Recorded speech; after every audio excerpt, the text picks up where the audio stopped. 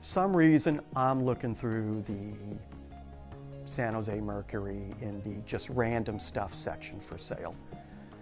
And I see world's first video game computer space.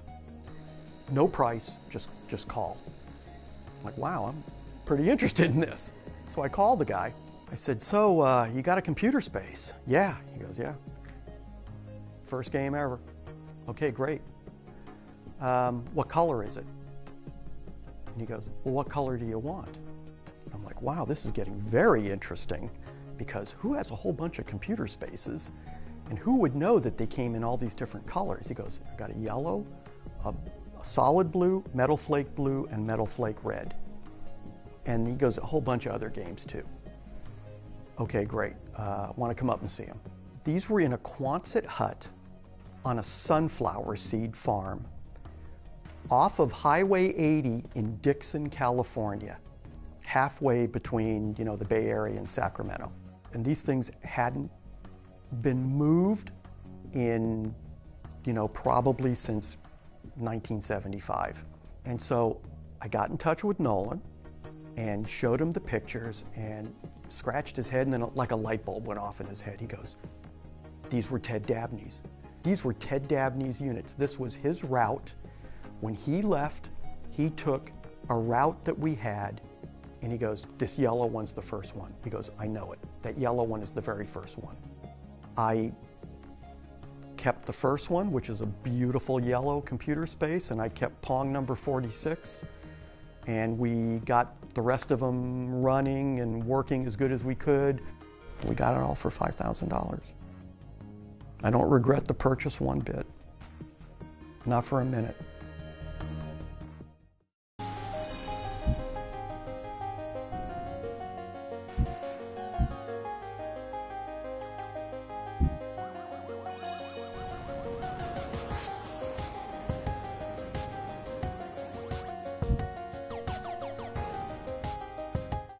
Well, I'd say 30 years to pretty much the present. The arcades have been relegated to the back rooms and the side streets, and generally been an unsavory type of place.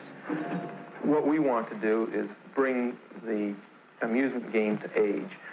If we can give it a new zip and a pizzazz, it's going to be financially successful, as well as, I think, a very serious part in the leisure time activity of the American people. The marriage of traditional pinball machines and computer technology has resulted in the birth of a new breed of amusement games. And Nolan Bushnell is the man handing out the cigars.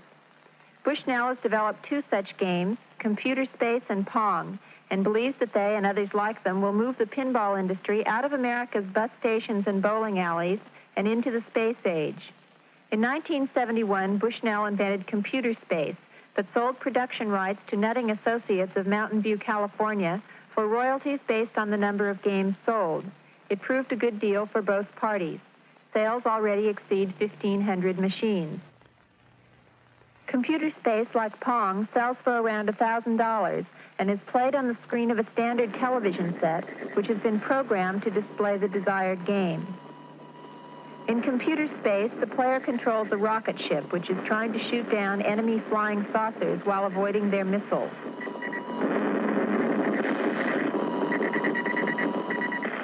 If the player scores more hits than the enemy saucers, he gets one free play. By the time Bushnell invented Pong in 1972, he was able to form his own company, Syzygy Corporation in Santa Clara, California, to produce the game. He has already sold over 1,000 machines and expects to sell 10,000 in the United States by the end of the year. Pong, as the name might indicate, is a game of video ping pong. The two players turn dials which control their electronic paddles and volley with an equally electronic ball. The first player to score 15 points wins. While Bushnell did design and program both his games, the technology he uses dates back to the late 1950s. Thanks to research by the Defense Department in the wake of Sputnik, Bushnell is now able to act out his dream of a nation inhabited by thousands of Pong and computer space games. The government spent millions of dollars on this technology, and as a result, now it's cheap enough that we can put it into a game and and sell it for 25 cents for a few minutes and make $1 out of it. It's something that the research and development really was done many years ago, and now it's cheap enough that with PC boards and integrated circuits, we can use that technology to our advantage. The basic electronic unit of Bushnell's games is the integrated circuit. Each of these small chips is capable of storing large amounts of information. The program for a game is determined by specific combinations of these units to form a PC, or printed circuit board. The printed circuit board then tells the TV screen what to do. A single printed circuit board is all that is required to operate Pong, whereas 15 years ago it would have taken enough tubes and wiring to fill an average house. Bushnell first saw the commercial potential of video games in a game called Space War, which has been played at computer centers around the country for several years. We used to play Space War a lot at the AI project at Stanford, which is a big computer complex. And one day it just hit, this is a lot of fun. You ought to be able to package it and sell it for a price. And, one thing leads to another, and pretty soon, from doodling on a scratch pad, you're actually working out some basic block diagrams, and from there you think, boy, it's going to work.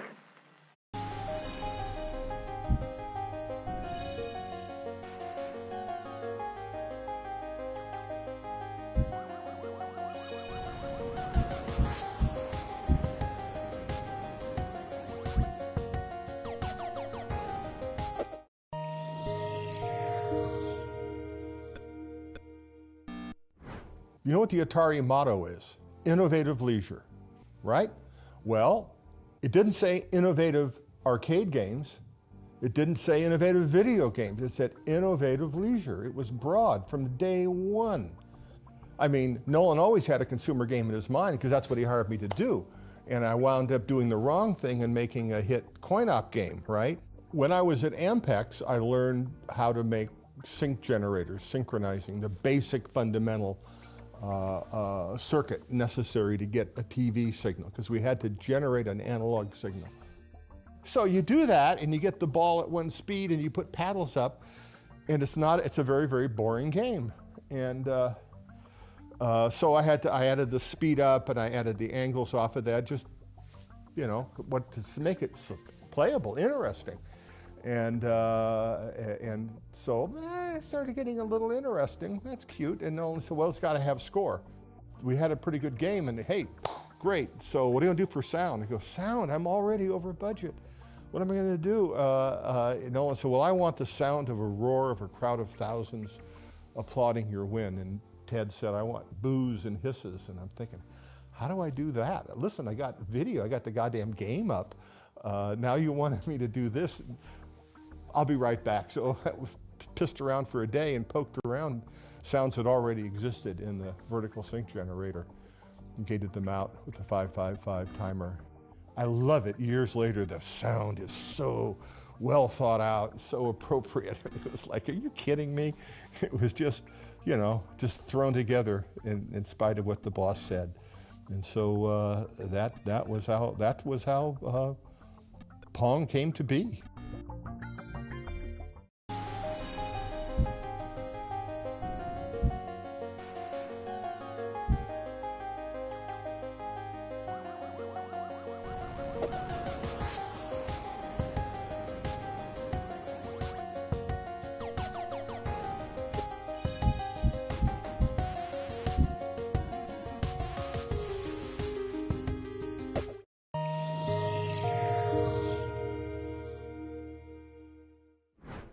So everybody's heard the Pong story. Probably everybody's heard the Pong story, but I've heard it many times, and from Al Alcorn himself, who designed Pong. So the story I've heard is that they installed one of the first Pong machines in a tavern and let people play it as a test. Put it out into an arcade and see if it makes money. I mean, that's the market research. My understanding was Ted built a cabinet, a tabletop, simple cabinet over the weekend, and a coin mech bolted to the side of the cabinet, tabletop type of big thing was sit on a barrel. Placing a interactive video machine somewhere and having people play it was still a relatively new concept. Nobody knew if it was going to go. Oh, what is the name of the bar in Palo Alto? San Jose? No, it was Andy Capp's. It was Santa Clara? Sunnyvale.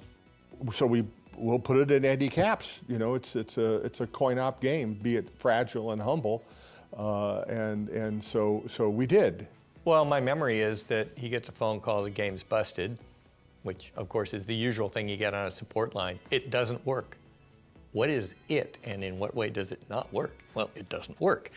The bar owner or manager at the time kind of yelled at them and like accused them of their game being shoddy because it had already broken down and it was no longer functioning or working. And they get a call, you know, later on that night and like, hey, this fucking thing broke, you know. Come and pick up this piece of shit game and get it out of here. You know, this fucking thing broke. You know, I'm not going to waste my time fixing this crap. But anyway, the machine, we got the word that it stopped working, and I figured it could be anything, and I'd go out there and take a look at it. And so I went to the machine, and the first thing you do is you want to try to play the game, because the machine was on in a tracked mode, so it was working, but you couldn't start a game. So you open up the coin box to basically flip the micro switch to give yourself a free game, because I'm not going to waste a quarter, you know. And so they went down to see what's wrong with the machine to fix it, and what they found out was that it wasn't broken. It was just that so many people had played it, they'd filled the coin box with quarters, and it was jammed, and it couldn't take any more. So many people had played it that it couldn't accept any more money. The game is broken because it's stuffed so full of quarters. Completely stuffed with quarters. And it was a small, I remember it was kind of small, if I remember. It was a small space. It just filled up with the quarters, and it wouldn't take it. When I opened up the coin mech, you know, all these quarters just gushed out. So, whoa, that's impressive. It's the equivalent of like crashing a server when you launch a new website and it's so popular. So they crashed the server on Pong. And one of the other reasons it was also so popular is because you could play it with one hand while you're still holding a pint in your other hand. And that also was one of those things that, you know, eventually many, many years later led to the rise of the fun barcades that we have, you know, and we can enjoy now. As Al will always say with a little, you know, twinkle in his eye, he goes, "This is a problem I can fix." Basically, the way it worked was you take the money, the deal you have, and you split the take with the owner of the bar.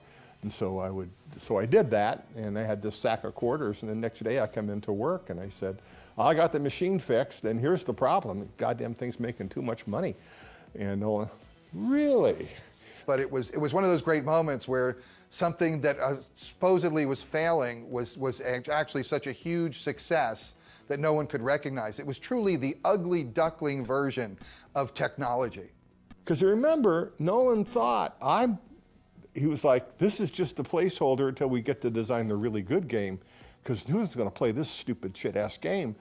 They went on to produce all of these classic, memorable arcade titles for years that allowed the company to survive and be so much more than a one-hit wonder. So that's my understanding of the history of Pong. It's a great story if it's true.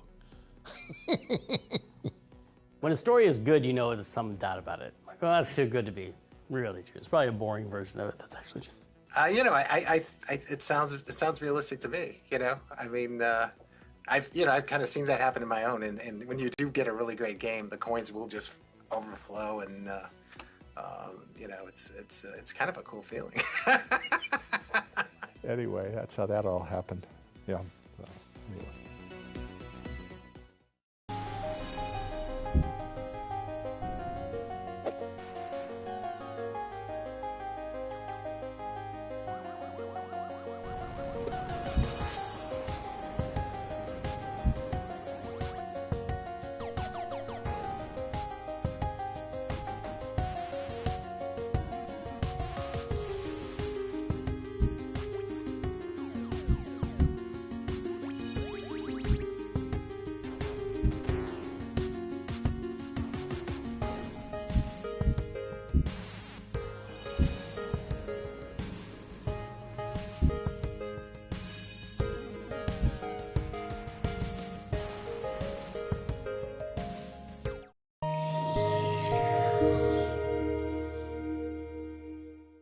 I mean, Atari really, why were they in the pinball business? You know, here they had this tiger by the tail of video games, you know, just this supernova of creativity and possibilities, and you know they were nailing it left and right, creating new genres every other week.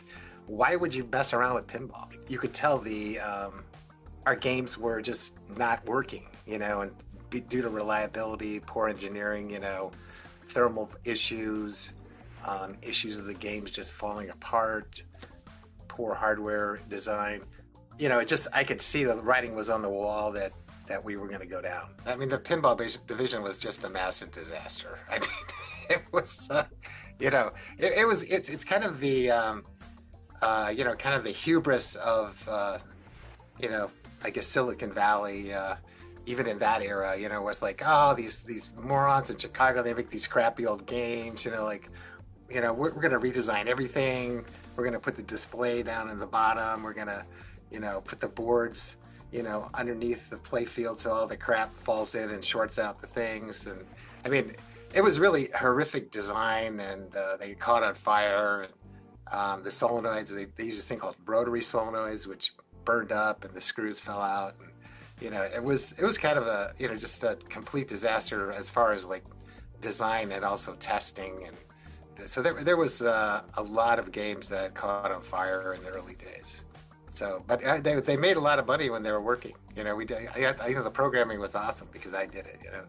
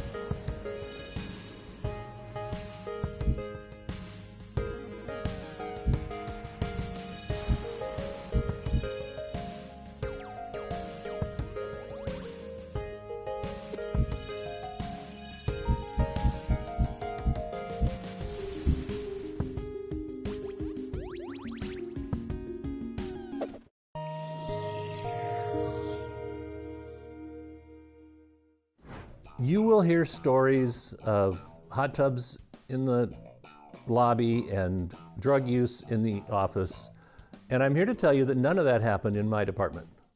We started smoking pot right in our office. Rob and I were like the premier pot. Sorry, Rob. I and some other person who occasionally shared an office with me for 5 years at Atari, however that frickin' worked, we would just fire up right in the office. It's like, who knows why? It's like, it's illegal. It's like,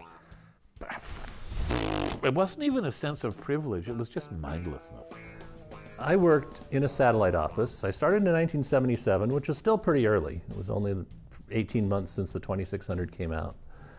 But there was no hot tub in the lobby of the office that I went to. There was no drug use in Atari, though I don't doubt that it was over where Howard and Todd Fry were working.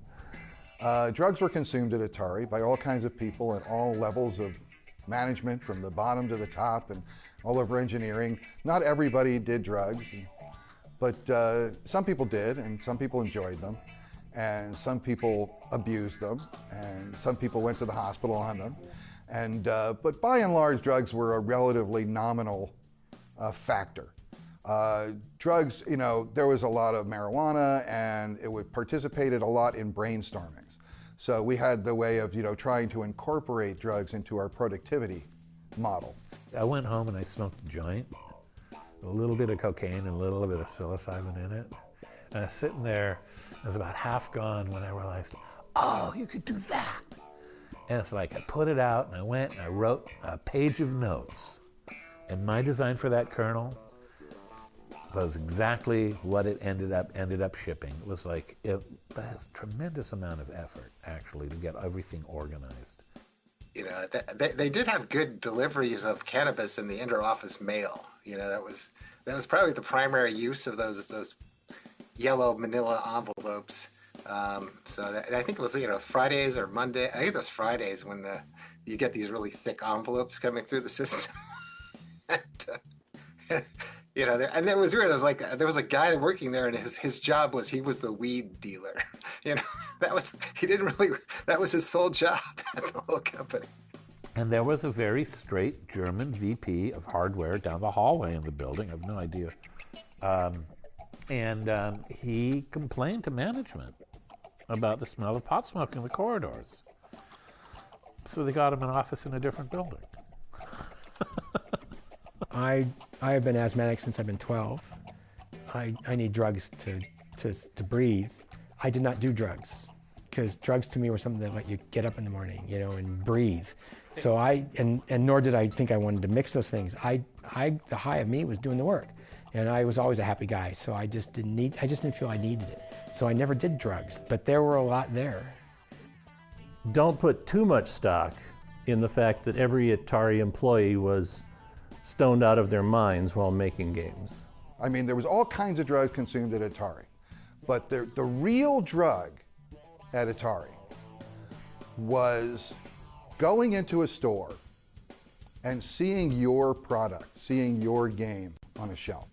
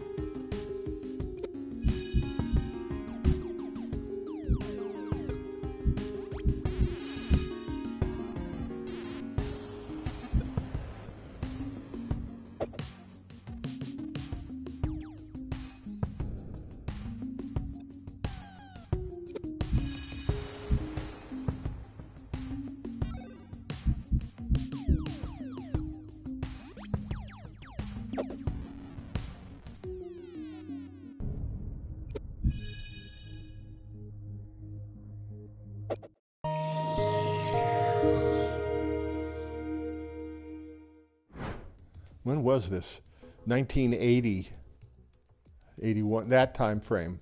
Prior to Ray Kassar's emergence, I was part of the executive staff, you know, and Nolan, Joe, I, Steve Bristow, Gil, Dennis Groth, finance, you know.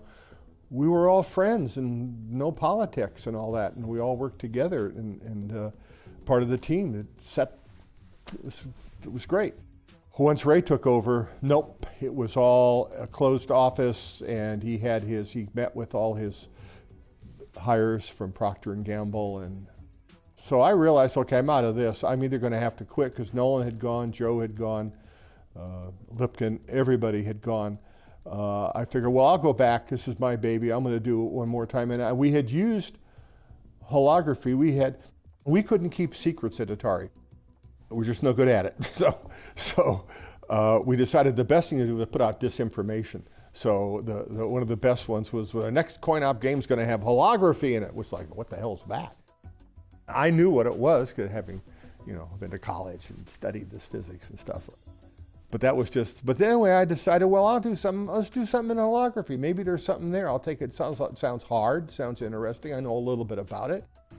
And we proceeded to explore holography and what could be done. And came up with a holographic toy that basically he sold it to Ray, saying, how would you like, because the cartridge video game business seemed to be very good, how would you like to have a system where the cartridge, it's a cartridge-based system, but the cartridges are half the cost of, everything is half the cost of the VCS. And, hey, go ahead. It were very simple. They were nothing more than an LED, a simple LED game, the handheld LED game in those days. The only difference was we had a hologram with 2 images on it. You look through this box, and there were 2 lamps inside, and when you'd crash a spaceship, you'd see a hologram of a spaceship crashing. But you could look through this half metallized Mylar and play a Space Invader game or something like that. We did all the work, put everything together, got a chip designed, package designed, and at the end Ray wouldn't. We even took it to the toy fair or the consumer. And marketing wouldn't show it, wouldn't back it up. And we did it ourselves, engineering, and we think we sold 100,000 of them, but Ray would not release it, just wouldn't do it. And I realized that was it. They're not going to release that. I mean, this is now in a time when if it failed, you wouldn't even notice it. It wouldn't be a pimple on the balance sheet, but they were afraid to do it. Back when the whole company was, we're sure we'd do it. So that was the end of my career at Atari.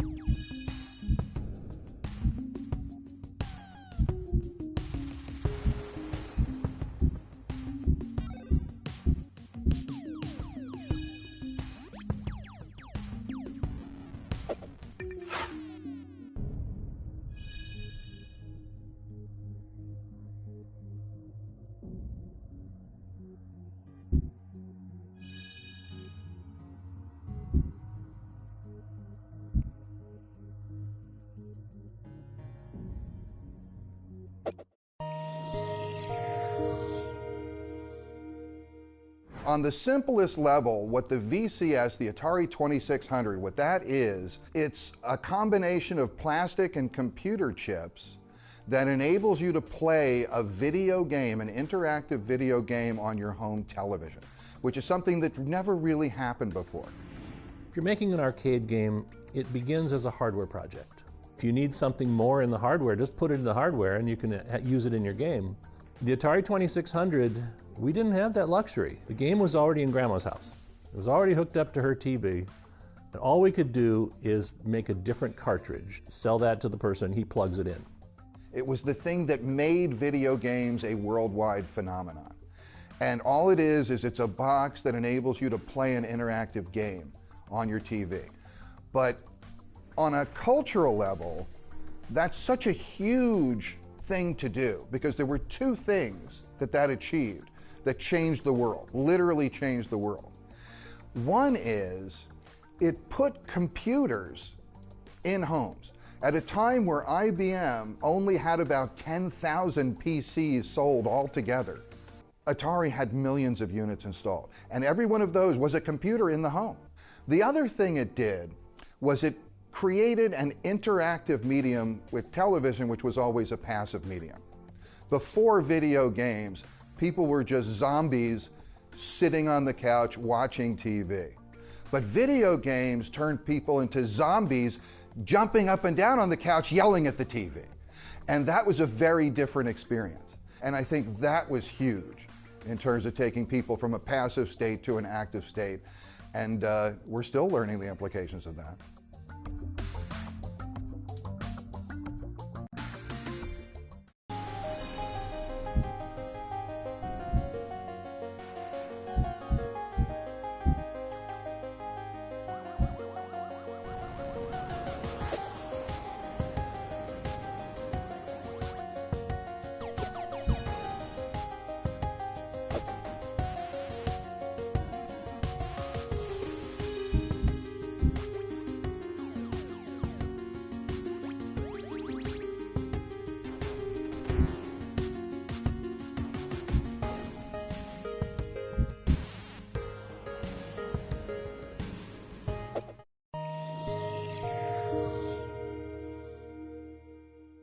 The entire reason that Atari created the Atari 2600 home console was to put their arcade hits into the home.